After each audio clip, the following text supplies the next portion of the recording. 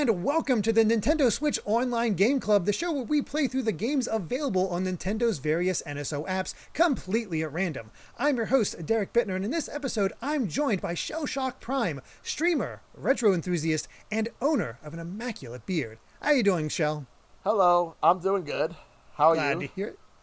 Glad to have you on. Been looking forward to this. And joining you is OneOneTwo, Mega Man subreddit administrator, obvious lover of Mega Man, and NSO connoisseur. How are you doing, OneOneTwo? Ooh, very fancy. I'm doing very well. I'm very excited to be here. As you've said, I consider myself a bit of a connoisseur of the NSO games, as I've beaten all of them except for the ones that released a few days ago, but shh, those just came out. But yes, I'm very excited, especially with this game that got chosen. I was not expecting it to be this good. No, and just to get the introduction out of the way, even though it's kind of ironic saying it out loud, as you're both likely aware, there are now over 200 games across the NSO, and while some are widely known like Super Mario Bros. And Zelda, there are some odd picks that could be considered hidden gems. We honestly don't know. So what we do is enter all those games into a randomizer, pick one, and then give our initial thoughts. And this week, the Wheel of Games has chosen the completely unknown Zelda. The Legend of Zelda. So there... Okay, The Legend of Zelda NES. What is our history with that game? Shell, let's start with you. Well, my history with the original Zelda is the first time I've actually played that game, that particular version, was actually through Animal Crossing, because I never owned it when I was a kid. So I played it through Animal Crossing on the GameCube, because back then they had NES games, and it wasn't a game you could easily access. You actually had to use cheats in order to play it, and later on, I played it on Virtual Console, and I've ended up, beating the game, and I've beaten it a few times, and that's that. Nice. What about you, Max? So, The Legend of Zelda is a bit of an interesting series, because I consider myself, a Mario super fan. That's, my number one Nintendo franchise by far. Zelda, despite being, by Miyamoto and a lot of the same crew, I have less experience with. I'd say I play around... I have played around half the series at this point, up to Twilight Princess was the last one I played. Zelda 1, I remember I first played that back on the Wii U, I believe. I remember that was when I was saying, you know what, I want to beat all the Zelda games. I've done it for Mario, I've done it for Mega Man, I've done it for a few others. I want to beat all the Zelda games. I've still not done that yet, and that was 7 years ago at this point, but I remember I really enjoyed my time with Zelda 1. I really enjoy those sort of old school NES games where it's a lot of pattern recognition and exploitation. And Zelda 1 really hit that spot for me. So I'm looking forward to playing this again. And as a twist, this time I'm playing the second quest, which I have never played before. Yep. Yeah, I've never touched it. I've never touched the second quest. Oh, yeah. Neither have I, to be honest with you. So I'm trying to remember my history of Zelda because it's kind of all over the place because despite growing up with an NES, Zelda just passed me by because I was 5. So I didn't know what games were good. I was just relying on what my parents got me or grandparents. Yeah. So sort of just missed it until everybody started talking about Ocarina of Time. And that's when I really started getting into it and didn't actually own one until the Wind Waker, and that's when I started going back and playing others. So I think the first time I played the original Legend of Zelda was actually, and I didn't actually own this myself, as a friend had it, that GameCube disc that included Zelda 1, Zelda 2, Ocarina, and Majora. And that's how I played it originally. And I remember being like, I know. It was not my thing. Because you go into a blind and not really know what you're getting into. I bounced pretty hard off of that. But I did eventually come back later I can't remember if it was the Wii or Wii U, but some other version later. And I did properly own it, beat it. And I got an actual card of it. And now I have an appreciation for it. I'd say it's a bit of a guide game, but actually, last year or so, I watched... Maximilian Dude play it blind without any guide other than a few phone a friend things, and I was shocked how much the game actually tells you and informs you how to find certain things. Yeah, because you're so used to you actually have to talk to people. So one of the things I'm going to be doing for my own challenge is not relying on a guide. I'm going to just try to do it naturally. Yep. That's a good challenge. I look forward to hearing your perspective on that. Yeah, like I'm looking forward to seeing what you say about it when you actually play it.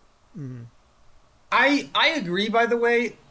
Zelda 1 is a very good example of a thing that really irks me when people play RPGs is when they say they don't know what they're doing, and then I ask, well, have you talked to the NPCs? And the answer, I would say 9 times out of 10 is no, and that is really frustrating.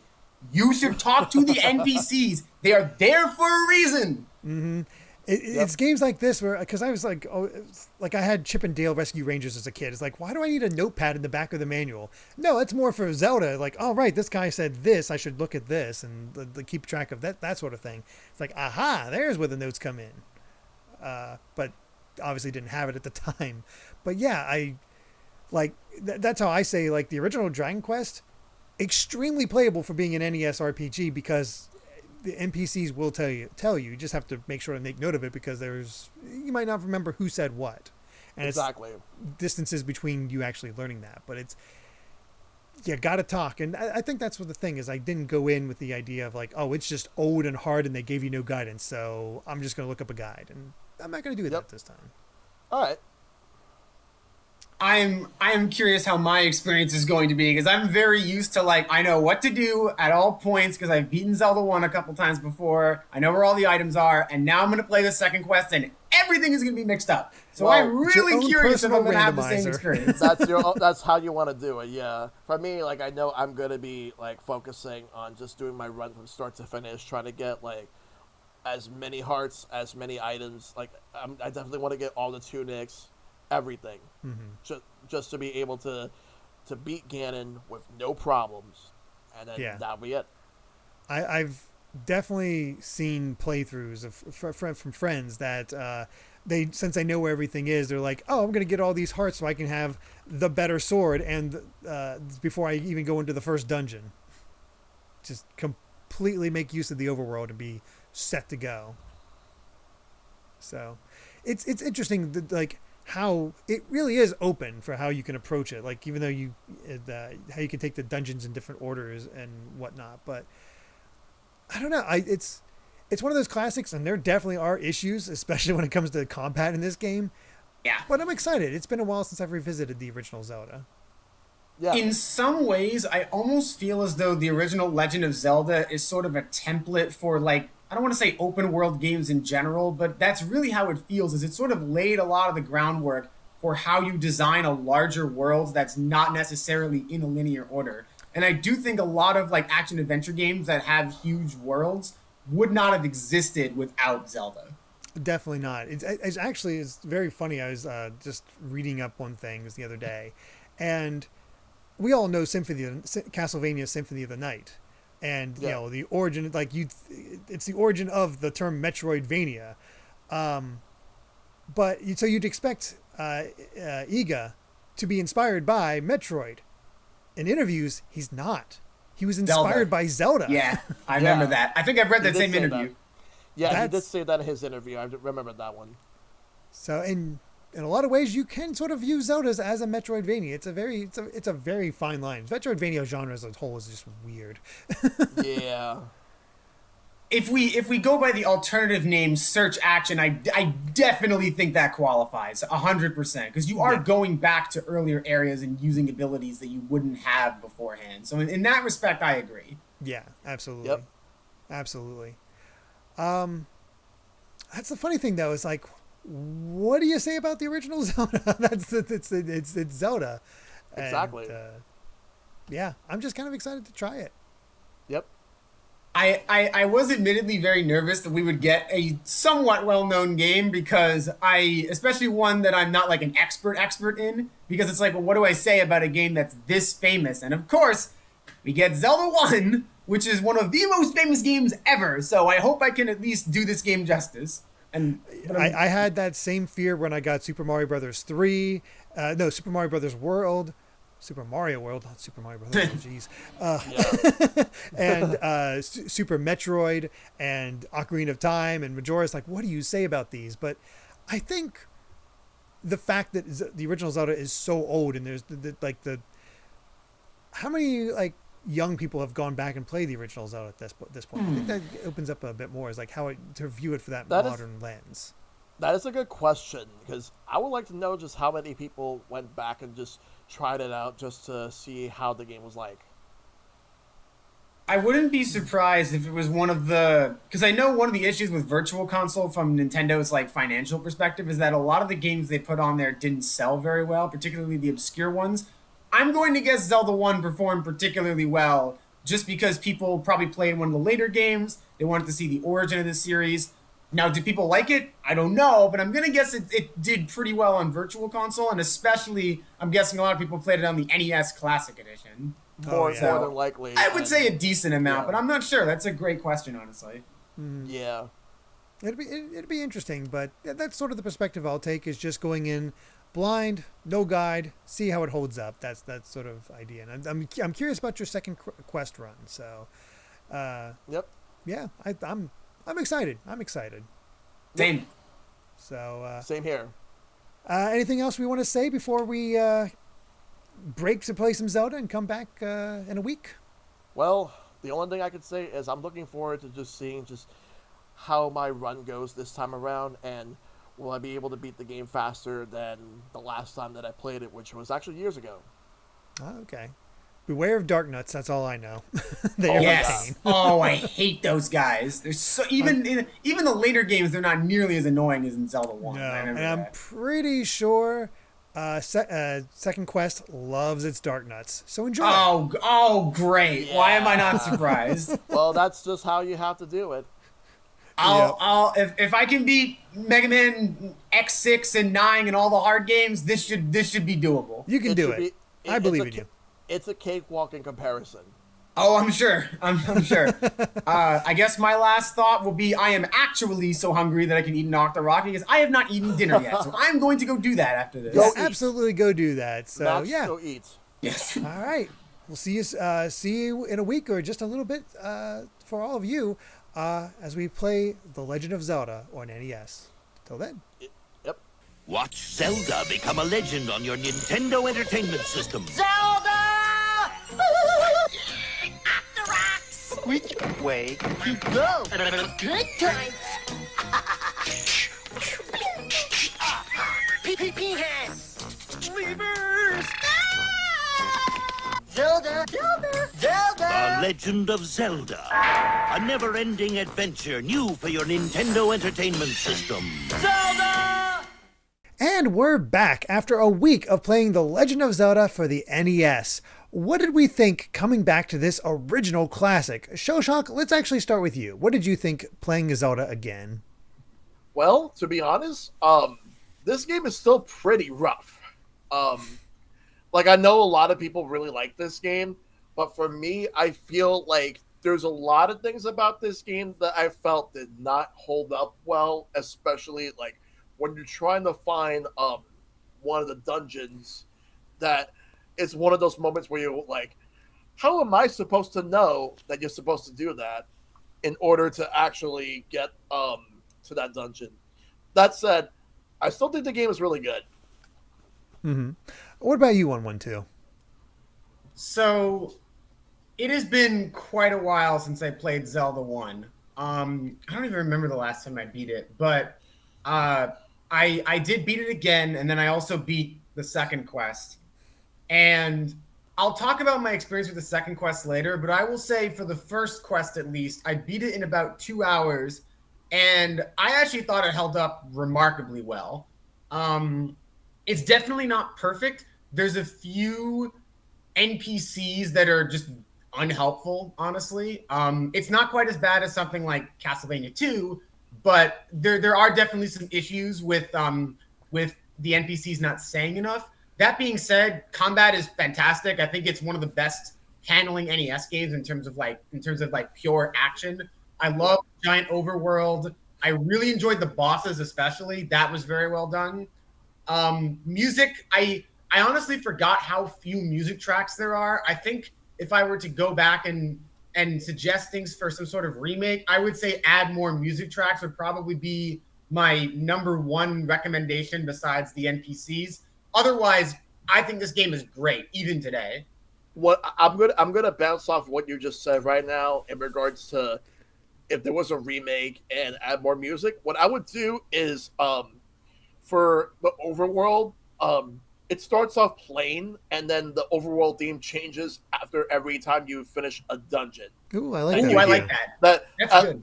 Like the way I would do it is add some more instruments so that you would hear something different each time, and then by the time that you're ready to go, into the final dungeon, it sounds like it's a lot more. You're triumphant. You're ready. You're confident to go into the final dungeon. You got everything. You got all 8 of the Triforce shards. You are ready, more equipped to go in, and you're gonna go fight Ganon, and that's it. I think that's smart. I will say this is another example of there's quite a few NES games like this. If you know what you're doing, if you're just completely familiar with the game, you can easily be like OneOneTwo and clear this out in no time flat because you know everything. It is ingrained in you. You just have it down pat. And it's, it comes from a lot of playing or really memorizing a guide. But having not played this in quite a while and only having vague memories of everything and just going sort of guideless this time, it took me far longer. I played this quite a bit throughout the week. I didn't quite finish. I made it all the way up to finishing dungeon 6. So I only had 3 more to go. But I knew where the remaining dungeons were. I knew what I had to do, but it's just putting it together. And, I think it does. There's enough clues in here, or at least vague, recollection on my part because I have played it before, that I was able to figure out anything without ever having to consult a guide. The problem, the major problem I had is I disagree about the combat. I think the combat is fine except for certain enemies. If you're fighting the moblins, if you're fighting the more basic enemies, it's fine. But as soon as you get to Wizrobes and Darknuts, true, it is I'll agree there. Pain and especially when they start tossing in a ton of other different enemies all at once. And I spent a shocking amount of time in this playthrough with so little health and just dealing with it and dying very often because I was trying to get through it naturally, not using the rewind function this time around. Granted, it is there and I've used it in the past, but it's one of those things where I was trying to go for that sort of legit experience. And the rewind function can help, especially with earning money because of the money-making games you can go to and kind of cheese that. Oh yeah, those money-making games. And also there's a couple of secret rooms in each dungeon that have free rupees. True. That you could just easily collect them, and in some cases you may need them if you want to use arrows, because in this game, 1 arrow costs 1 rupee to use. So if you are out of rupees, you're out of luck. That design decision I do disagree with. I'm guessing part of that is just because it was an early NES game and they didn't have enough memory to have an arrow count. But I that's another thing that I would think would be changed if this game were to be developed today. Yeah, it really would. I also want to add, I so heavily abused the gambling game on the second quest. Like, I think after every single dungeon I went to that and topped out my rupees. It is so broken. Oh, you wonder what makes the whole thing even more broken? When you're using rewinds. True, because it's always the same thing every time if you rewind it. Because it's like, oh, you got the wrong one. You got a neutral one, or you got one that hinders you. Well, you can rewind until you get the one that that helps you. It's always going to be like the same thing in the same room. Like, it only changes once you leave the room and you come back in. Mm-hmm. So all you got to do is rewind to get the one that you want. Then leave, rinse, repeat, and that's how you get all those rupees. Yeah. I tried not to abuse it, but it was one of those things where I realized that you could easily do that, which is fine. It's great, especially because grinding out rupees can be a big pain. Yes. I did not use the rewind at all on the first quest, and on the second quest, I think I only used it in the gambling minigame rooms. I did it at first legit, but like I realized that it was taking quite a while to do it legit. And I mean, even then, I know that makes it a lot less like abusable, but I mean, you can just save and reset anyways. So really, all it did was take a guaranteed win and stretched it out into like maybe save and reset a few more times, but it's still way too abusable. That was, especially the ones that give you 50 rupees. That's ridiculous. Yeah, but there's also ways that this game can punish you. Like there's the old ladies that will say, pay me rupees and I'll give you a hint. And if you go cheap, they're like, that's not enough. Or so you have to go for the max one. But then there's another lady later on where, all right, well, I've been trained. I got to give her the maximum, the biggest amount this time. It's like, man, you're rich. No information. You have to give the one below. So there's definitely troll moments in this where they sort of trick you in a variety of ways. There's always ways to recover. Yep, there are. And potions are a godsend in this if you want to survive. Sure. But you take so much damage. And I went for the swords as soon as I could because I couldn't remember exactly where all the hearts were. But as soon as I got hearts enough, I upgraded the swords. And try to be as ready for that, but I couldn't remember where to get the rings at get the better defense, and that was killing me literally. Regarding potions, obviously, like I recommend getting the extra rupees to be able to get the red potion that gives you 2, because the blue potion only gives you 1. Yeah. I actually am curious. What optional items did you get in your playthrough, Derrick? I don't fully know what all the optional ones are, but I definitely did not get any of the rings. Okay. I missed those, which I think was another reason I was having difficulty, but I was legit searching. I was taking my time going through the world each time, really looking, and I couldn't remember where it was. So I just didn't find it. I was like, oh God, I hope they're in a dungeon, but nope.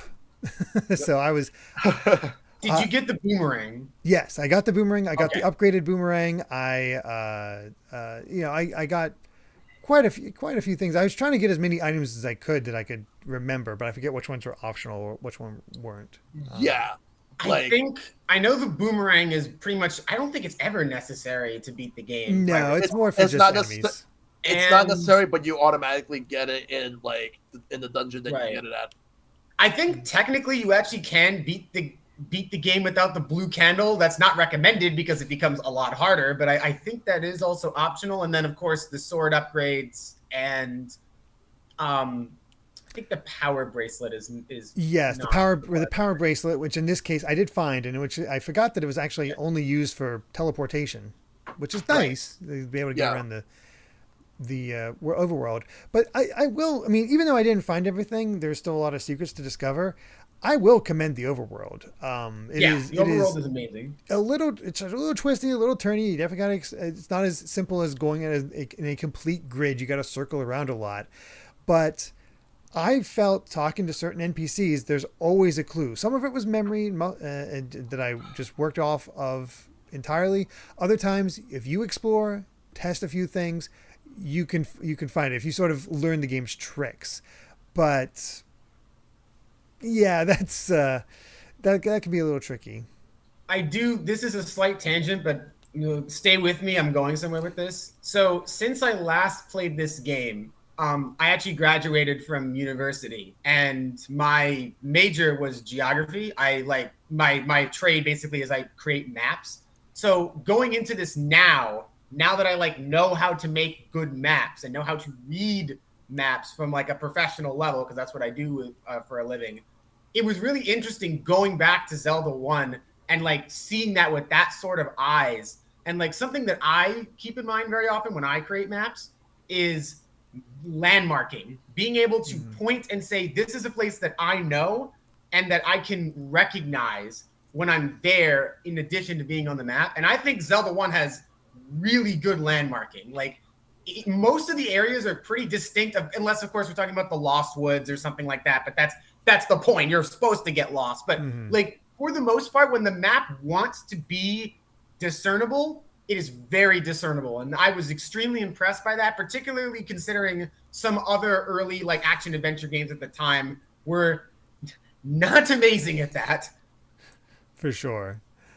Yeah, it's I never felt fully lost. Figuring out how to get back to certain places, I definitely struggle with. But what about you, Shell? Did you have any trouble navigating the world, or is it? To be honest with you, I actually used the guide throughout the whole playthrough. That's fair. That is completely fair. That's what I did the first time I played. And the guide that I use, I always use this guide whenever I replay this game. The one that's in ZeldaDungeon.net, because it has everything: detailed maps, being able to know exactly where you're gonna go. So the way I did my playthrough is I started out by collecting a lot of items that I'm gonna need. I did get both rings throughout this game. I got because I know like the blue ring gets you the white tunic, and then the red ring gives you the red tunic. I think it was supposed to be the blue tunic, but it looks white because of the color palette. Right. And I got everything. But I will say though that at some point in the game, the candle is going to be completely useless. Yeah. There's a certain with the wand. Yeah, because there's a certain item that you get, which is the magic book. And with that magic book, you can use the wand so you could throw fire spells. That way you would never need to use the candle ever. And it's actually a good form of attack. Yeah, so, I found the wand, but I had not found the book.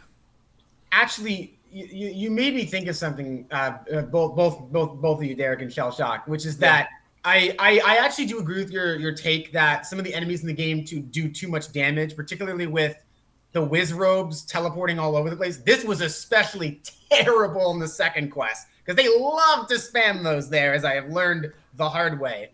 But I almost wonder if this would have been remedied if they made the red ring available earlier, because the red ring is in the final dungeon of the game and like halfway through level 9 as well.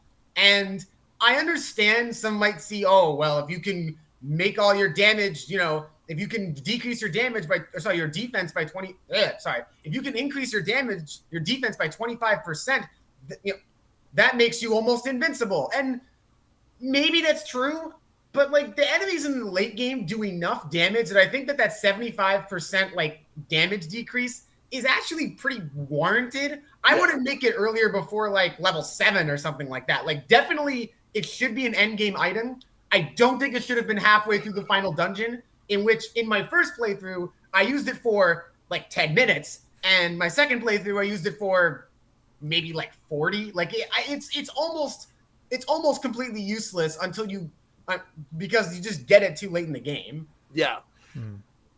Like some items I feel like you get too late in the game as well. But were you going to say something, Derrick? Oh, no, just in my case, not having the blue ring, you're fighting a bunch of blue dark nuts. You get hit once and there's 3 hearts gone. Yeah, exactly. It's brutal. But go ahead. It really is. Like honestly, I feel like some items, like the red ring, should not have been anywhere near as late as it was. You should have at least been able to get it sometime around like the 6th or the 7th dungeon, but not like towards the end when you're in like the Ganon's castle. Like it should not be there. Like that, and also the fact that I feel like some of the hints does not help you at all. Like and especially with some of them like being the way that they translated the game, I felt that it didn't really help you. Sometimes it's like saying, oh, it's something at the tip of the nose. And it's like, how are you supposed to understand that? And then like eventually I'm like, there's a dungeon where they say that you have to go to the tip of the nose in some case. And I believe it was the 7th dungeon or the 8th dungeon where it's like that. Mm-hmm. And there's also one, I'm going to say this right now. There's one thing I really wish they did not put in this game. The fact that you actually have to get bait to give it to that moblin that says grumble. That was easily the part of the game that aged the worst. The fact that the moblin only says grumble is indiscernible. Yeah, you would never and you can find that meat. I found the meat, but I didn't have the money for it. Now I got to be honest, I never found it again. Of course, I didn't get far enough to need it at that point. But it's still you can only get it in shops, if I recall. Yes, you can only find it in shops, but I could not find the shop that gave it again. It is very odd. I gotta say though, it's kind of cool that we all came at this from a different experience where OneOneTwo is the expert. I played before and trying to go in blind to see how effective it is. And we got Shell doing most people's first experience with this game. Let's guide this thing and kind of get that varying viewpoints. The funny thing is we're all kind of agreeing about a lot of these things. True. Like the only reason I keep using a guide for this game is because like I don't remember where everything is. Mm-hmm. I am flattered by you calling me an expert. I will be honest though, there are absolutely people in the live audience chat who know. Oh, like, I'm sure, but more what you still beat the game without a guide in 2 hours and beat second quest. So maybe not an expert, but certainly high level. Okay, fair. I appreciate that. I do want to talk about the second quest though, because that was my first time ever doing that, and it was. Go ahead. It was really interesting, honestly, because I can see what they were going for. I would not be surprised if this was like one of the first hard modes in any video game. I know it's not the first because like Mario had a hard mode, quote unquote. Oh no, the Goombas are Buzzy Beetles. Whatever will I do? But like Zelda 1 definitely had one of the first like proper. Everything is different. The entire overworld has been shifted around a bit, and things are in different places. I would say it is one of the video game industry's first hard modes. I like a lot of the concepts. I think it leans a little too heavily into Super Mario Bros. The Lost Levels style trolling, particularly considering they added a few more gameplay gimmicks. Like, for example, they added invisible passageways. So now there are points where you have to run up against a wall and just hope that you can go through. And the what is it? The da da da da da da da will play if there's a passage, if there's a hidden passageway. Oh, by the way, there's one-way hidden passageways too, so you may not even be able to go back. They Castlevania 2'd it before Castlevania 2. They did. Yeah. Like, I know I said earlier that the hints were not as bad as Castlevania 2. They saved that for the second quest. That's where the game gets really annoying. There's a reason I never bothered with second quest. Totally understandable. I've never done second quest before. I will, and also as I mentioned earlier, the enemies are way harder. They don't actually do more damage, at least not that I know of. But they added a lot more tough enemies, and earlier in the game, I think I was fighting Dark Nuts by level 3 or 4 in second quest. It got very, very rough very quickly. The dungeons are also different. Like the layouts are completely mixed up. It's not like the moon or the not the genie lamp. I forget exactly what it's called, the first dungeon. Mm-hmm. But like they look different now. And there's also like segments that are disconnected. Like there might be a path over here that doesn't ever connect, and you have to find like an underground passageway to go over to the other side of the dungeon. And it gets even more maze-like in the second quest. And I like what they're going for, but I just think they went perhaps a little too far. I will say that the second quest is the only time I've ever run out of keys. I had to go back and buy a key because I actually ran out twice. Oh my God. That sucks because I had to leave the dungeon. Yeah. Wow. And unfortunately you don't get the lion key until the 8th dungeon, so. Yep. Like that would have been useful a lot earlier, but it's like if you go to a dungeon and then all of a sudden you use the key in the wrong door, and then all of a sudden you're stuck. Oh, that really sucks.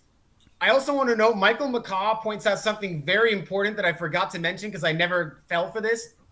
So there are points where you can use money to buy hints, like in the first quest, but you can also give up hearts. Oh no! And that's permanent.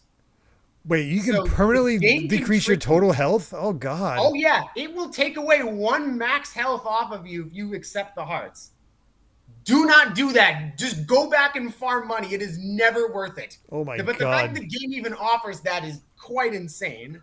Why would they do that? Great question. It really is just that that old school challenge. It's like, you think you're an expert. Let's see you do this. It's replay value. It's definitely classic replay value. It's just, here's the harder version. So let's see what you can do. And it's certainly brutal, but I think the main quest is certainly, it can certainly be very difficult if you don't find the necessary stuff early on. Not even necessary stuff, just the extra stuff that really helps you out and makes certain things easier. And I think that's one more thing. Go right ahead. There was also an item, by the way, that was past the Triforce in one dungeon. So you had to go around the Triforce, bomb the wall. It wasn't even visible. You had to bomb the wall, go through the door, go through like 4 more rooms, and then get an item. I don't remember which item it was. I want to say it was, oh crud. I have to look at the list of items again. I want to say it was, I think it was the flute, if I recall, but I'd have to look. But it was one of the items was past the Triforce. I was like, you've got to be kidding me. I can't believe they did that. There's a reason this took me 4 times as long. The main quest took me 2 hours. The second quest took me 8 hours. It was ridiculous. It is unreal to even imagine that sort of stuff. But yeah, there is a wonderful sense of discovery that the original Zelda absolutely nails, especially in so early a state. And you can absolutely still have fun with it. It's just, you feel those limitations. You come back with only 3 hearts and you have to build those up, and the heart drops aren't always as kind, and there's just less options to get you healed up unless you're farming money. And with a limit of 255, it's easy to top out and not have enough for what you need later on if you start having a run of bad luck. And it's honestly amazing how well it holds up, but it is absolutely one that I understand people skipping. Like, it is a tough sell. It is hard to go back to, especially when you have so many later Zeldas that perfect this formula. Maybe not be as open, but certainly have a bit more guidance to it, that if you feel like you're not going to get lost, or like, oh God, where was that one shop at? Or where was this at? And I know for early bosses, they're good. They're fine. But they're also, they feel, compared to a lot of any other NES games, they don't always feel like events outside of Ganon to me. That's true. They're just sort of like, oh, this is a slightly more difficult enemy that I got to deal with now. I do think the lack of boss music was really killer there. And again, you're right. It's definitely part of it is because of the fact that the NES's limitations. But I agree. It didn't feel like, because when I play video games, I'm usually used to like the music stopping, then there's like a boss intro, and then the boss does something. Maybe I play too much Mega Man, which what else is new? But like, I mean, even in stuff like, like Sonic, the boss music will start when the boss appears, and especially in later Zelda games. And I do think that does contribute to to them not feeling like events. And I do like the bosses. Particularly, I really liked Dodongo and Gleeok. I thought Dodongo forcing you to use bombs was a very smart tutorial. And I just thought Gleeok was very fun. He was a tough boss, but like you could still run circles around him if you knew what you were doing. But you're right. I agree. They didn't really feel like events except for Ganon. And Goma can be a pain if you can't figure out what they're doing. But as soon as you realize, oh yeah, I open, shoot, arrow, it immediately dies. It's kind of funny in that way. Goma doesn't he die in one hit in the first quest? Yep. And in the first quest, he does die in one hit. Also, there's a boss that you have to face against twice, and it's the exact same fight, and that would be the Aquamentus. That's true. Yeah. You fight Aquamentus in the first dungeon, and you fight them again in the 7th dungeon. 100% identical. So when you fight it the second time, it's a lot easier if you have the fully upgraded sword, because there's 2 swords you get after the main sword that you start with. So if you were to get like the last sword that you get in the game, you would be able to destroy it in 2 or maybe 3 hits. Which is a great feeling of progression, for sure. Right. Yeah. I wonder if that was the idea. Probably was. it was a very hard dungeon. Don't get me wrong. Like the whole That's dungeon true. Level 7 itself, was tough. but it's like I guess they decided just like, oh, here's an easy boss. You've already done a hard dungeon enough, so here is this boss. It's easy. This is your victory lap. Go get your Triforce and go get your heart container. Yeah. Did you guys like that the earlier bosses started showing up as generic enemies in the later dungeon? Like I know Dodongo and Manhandia showed up a few times. Yeah, some of them did. I think that I did see the Aquamentus in a different dungeon or I might have been thinking of something else, but I know for a fact that there have been some other dungeons where like I would see some of the other bosses pop up here and there, but they're not as threatening. One in particular that I could think of, the Dongos, but there was another one. I think I first seen it in the third dungeon. The Manda. Yeah, you said it already. Manhandla, yeah. Yeah. Or you're right, that's an L, not an I. I don't know why I've been saying it that way. It's okay. Yeah. The Dodongo one can be a little tricky just because you have 3 Dodongos. It takes 2 bombs each. You have a total of 8. Although that is the same dungeon where you can find the bomb upgrades, which is nice.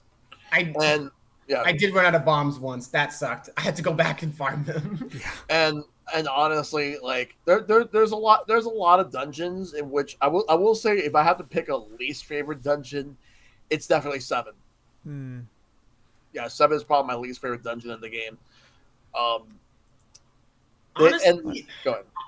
I would argue level 9 is the worst one, honestly. I just thought it was too big. Like 9 I understand is huge. And I mean, I'll be honestly dreading going to that one blind because I know how big it was. Like I was not leaving Dungeon 8 without that lion key because there's so many ways to go. Oh yeah, no. I remember when I was playing on the first quest, I actually forgot the lion key and I was like, no, even though I know I can do this and I remember the way, I am not going in there without the lion key. There are way too many doors. Yeah. And I don't know. I just feel like level 9 is a little too big for its own good. I understand that it's the final dungeon and it's supposed to be very difficult, but I think there comes a point where if you make the dungeons too big, it just becomes, if you know it, it's tedious. If you don't know it, it just becomes a slog. Yeah, and the thing is there's 2 paths. The first path is if you have the lion key, but if you don't have the lion key, it's a lot harder. Oh yeah. Mm-hmm. Yeah. What did you all think of? I'm curious actually because there's a few upgrades in here that don't really appear in later games. What did you all think of like the step ladder? Well, it was all right, but I didn't really get to use it too much. It's fun in that the fact that it allows you to cross small gaps, which the hook shot sort of solved that and is a little bit more exciting to cross those gaps. But it's also nice because you could kind of go off land, and if enemies passing you by, you just use that position to stab them a bit. So there's some tactical use you can use for it. It's, I don't mind it not returning. I don't think it was that big of a deal. Yeah. The raft is very situational in how you use it. And that's the thing is it's we're so used to the Zelda formula of get item, use item in dungeon in order to beat boss and solve puzzles. That's not this game. Right. There's some elements that help you figure out those things, and you can go a little bit out of order if you so desire. But I'd say there are only certain moments where you absolutely need an item in order to progress the game. For sure. Like the silver arrow, I'm pretty sure that's only used for Ganon, right? Like I didn't use it for anything else. Yeah, or the recorder so you can reveal Dungeon 7. Right. Yeah. That is definitely something that gets improved upon in later games. I think a lot of that is early installment weirdness. Although even then, I still felt like the majority of the items did get used pretty well. It was only really, like I said, with the red ring, where I think a lot of these items just should have been put earlier in the game, honestly. Yeah, like again, some items should have been early in the game instead of like being where they were, just to at least add a little more balance. Because I felt that the red ring would have been like a great item to get in the 6th dungeon. Yeah, for sure. That makes sense. Honestly, I don't know if I have a lot more to say about the game because it is what you see, what you get. Control wise, I'll say it feels pretty responsive. It's just enemies are faster than you in a lot of cases, and that's what makes it tougher. Yeah. There are some times in which that when you take a hit, let's say you have full health, you take a hit, you would still have full health. That's if you have the blue ring because it's the defense. Same with the red ring. Yeah. Yeah. I would say my final thoughts are I'm glad I did this. I don't think I will ever play the second quest again. I just think it was a little too cruel. Like it became too much like Lost Levels, and Lost Levels is I enjoy Lost Levels because it's a troll game and then it's haha funny, and like at the end of the day it's platforming and I'm more used to that. But like as someone who doesn't play as many action adventure games like that, I don't know. I don't think I'm gonna return to Second Quest anytime soon. I'm glad I did it for this, and I think I actually really appreciated the first quest a lot more after playing it. But I would say Second Quest maybe only if you're like really, really skilled. Yeah. First I'll reiterate what I said at the beginning. I actually was very surprised how well this game aged. I think that it is still a lot of fun today. I do think that there are definitely most of the elements that don't work, I think, are corrected in later games and are mostly because the NES is the NES and this came out in, what was it, 86, I think? Yeah, 86. Right. Yeah. I think a lot of the criticisms I have is just 1986. If they did a Kirby's Nightmare in Dreamland type remake or a Super Mario All-Stars type remake or something like that. I know there was the Satellaview game, the BS Legend of Zelda, which I have not been able to play, unfortunately. But I think for the most part, this game is still a lot of fun and definitely try it. I definitely think if you're a Zelda fan, you should try it. If you don't beat it, I get it, but at least give it a try, even if you're not a Zelda fan, honestly. Like for me, like this game just this obviously we already know that this is where the whole series started. Having like the ability to just get a sword, like it's like you just go into the first room, like the cave where it says, it's a secret to everybody, and then you just get that sword, and then that's how you start. You can just go anywhere you want. The problems this game has is the item balance on what, not a matter of the items themselves, but when you actually get them, because some items you should be able to get them earlier in the game, and then there are other items is like you get them, it's cool, like you get basic stuff, you get the upgraded versions of certain items, but then there's also items that render any other item useless, especially if you want to get the candle, and then you get the magic board to get the wand. Other issues I have is the hints are 100% like unhelpful. Well, okay, maybe not 100%, but it's definitely not helpful at all. But finding certain dungeons, like to find Dungeon 7 and to find Dungeon 8, you have to do certain tasks. Like, for example, Dungeon 7, you need the flutes. And then Dungeon 8, you need to be able to use that special candle so that you can actually burn like a particular bush, and then you find Dungeon 8. That sucked. I forgot about how annoying finding Dungeon 8 was with the red candle. By the way, it's in a different place in Second Quest. Good luck. So you don't even need the red candle. You can use the blue candle because I recognize that spot. Like that place, Dungeon 8's location is burned into my head. And as soon as I saw it, I was like, well, I might as well open it up, and you can sort of sneak by and get through things quicker. It provides a bit of a shortcut. But yeah, finding out the first time is like you wouldn't think. It's just one of those things where you have to train your brain to be like, this looks slightly odd. I should try an item on it. I would say my final thought that I'm going to say about Zelda 1 is I am so glad they revisited this with Breath of the Wild, because I think that game just proves that Zelda 1 had the right idea with a more open world type game. It's not fully open world, obviously, but like for the NES, that's as close as you're going to get in respect. And I think that Breath of the Wild proves that games that are open world don't have to be these giant, empty, like soulless places with nothing to do. Zelda 1 had a lot of stuff packed in just an NES game's limitations, and I'm so glad that it was revisited later. I think that was incredible. Yep, and to be honest, like some of the issues that I have aside, this game is still worthy of owning an NES for like it's well worthy of having it in your NES library. I would probably say it's up there as one of the best NES games. I personally like Zelda 2 better. I'm one of those people who prefer Zelda 2 over Zelda 1. But I still think Zelda 1 is worth having on your NES. Cool. For me, it's one of those things like when you think about the time frame it was released in, you can easily see why it blew up. This is so different from anything else out there.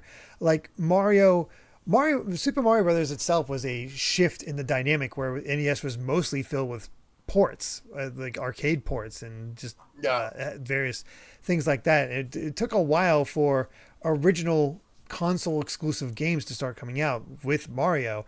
And so it was, in a lot of ways, it was compared to the PC market. So when you compare what they achieved with The Legend of Zelda to the RPGs and other games like that on the PC market, it's mind-blowing what they achieved. In a lot of ways, even went beyond it because of the actual action that you got to perform.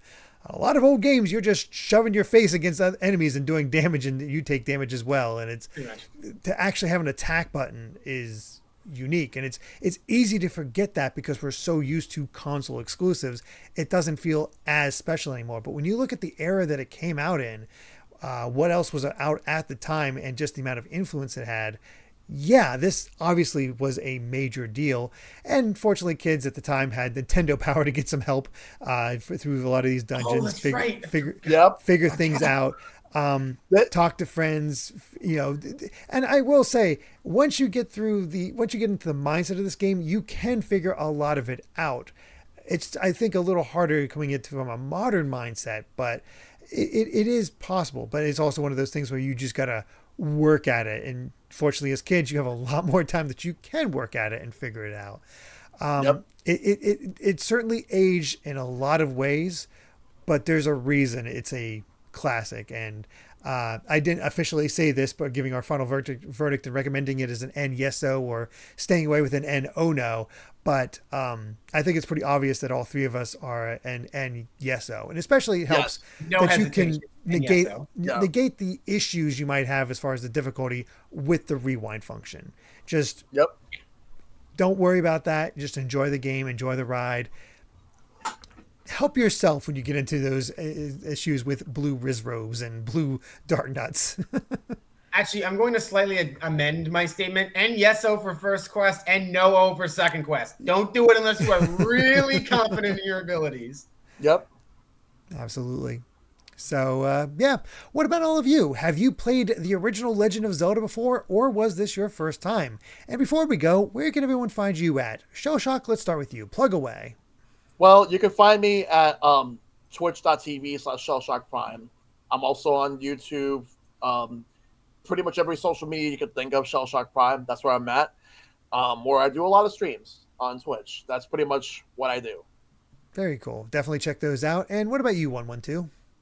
You can primarily find me on the R Mega Man subreddit. That's reddit.com/r/Mega Man, and the associated Discord at discord.gg/Mega Man. If you want to talk to me specifically, I'm available on Twitter or whatever you want to call it. Handle is OneOneTwo_112. You spell out the numbers first and then underscore and then the actual numbers. Or you can find me, like I said, on the R Mega Man Discord. I'm happy to chat about anything Mega Man and other gaming related. And we have a welcoming community, and we all fight for everlasting peace. So hope to see some of you there. Love to hear it. So thank you both for joining me. And if all of you joining us enjoyed the episode, let us know in the comments, and please consider supporting us at patreon.com/GVGaming, which includes our live audience tier that will allow you to watch Game Club live as it's being recorded. But now it's time for the Wheel of Games to choose next week's title, as I'm joined by my special guests, Brandon Miracle and Steve Bowling. Are you both ready to see what game we're playing? Let's do this. Fear. Yes, I love a healthy amount of fear. Let's go ahead and bring up the wheel. Give it a spin. Wheel of Games, turn, turn, turn. I don't have a lesson. What's the lesson we should learn? Oh boy, we are playing Pokemon Stadium 2 for the N64. Ooh, I love that game. I have my Japanese copy in the studio. I'm all right. I don't need an excuse. There we go. got our. This is I an told you, interesting Brandon. one. You've got some of my patented good luck. It'll be interesting needed it. because we don't get access to our own Pokemon. We're usually stuck with rentals. Oh boy. I forgot about that part. Yeah. Well, there you have it. We'll see you next time as we cover Pokemon Stadium 2. Thanks for watching, and until next time, bye.